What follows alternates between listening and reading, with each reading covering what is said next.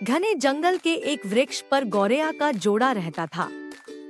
दोनों पति पत्नी बड़े आनंद से अपना जीवन व्यतीत कर रहे थे। सुबह उठते ही वे अपने भोजन की तलाश में निकल जाते और शाम होते ही वापस आकर अपने घोंसले में आनंद की नींद सो जाते थे। कुछ ही दिनों के पश्चात गौरैया की पत्नी ने अंडे दिए तो दोनों पति पत्नी बड़े खुश हुए कि अब उनके घर में संतान होगी।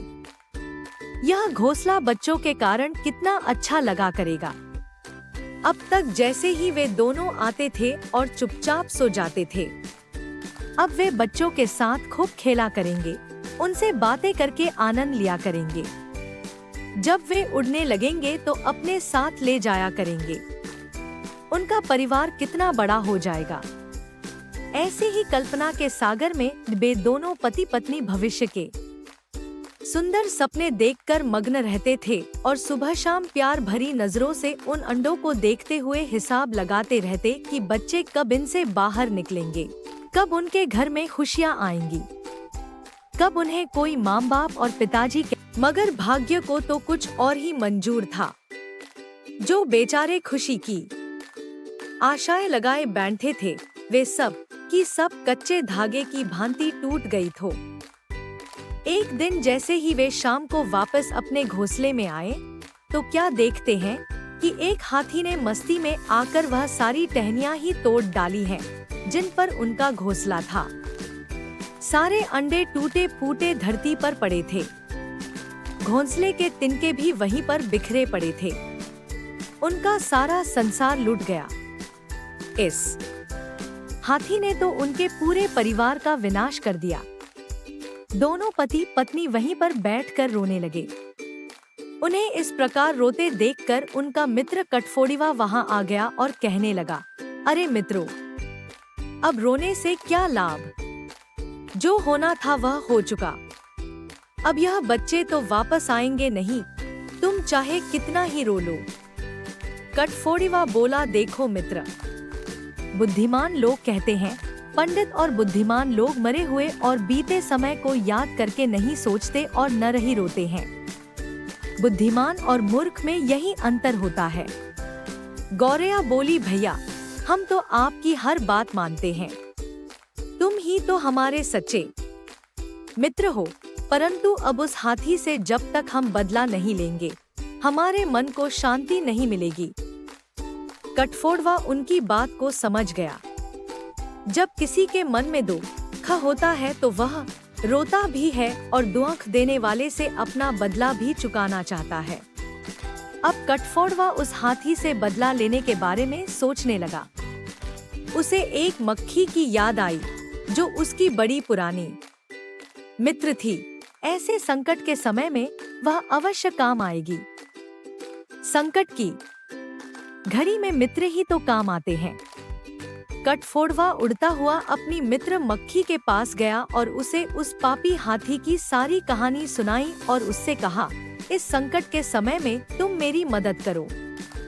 मक्खी हंसकर बोली, भैया, तुम किसी प्रकार की चिंता मत करो। संकट के समय सदा मित्र ही काम आता है।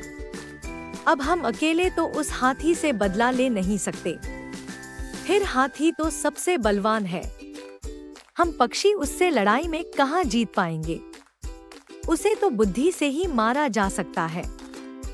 हम पहले अपने उस मेढक मित्र के पास चलते हैं जो हमारी पूरी सहायता करेगा।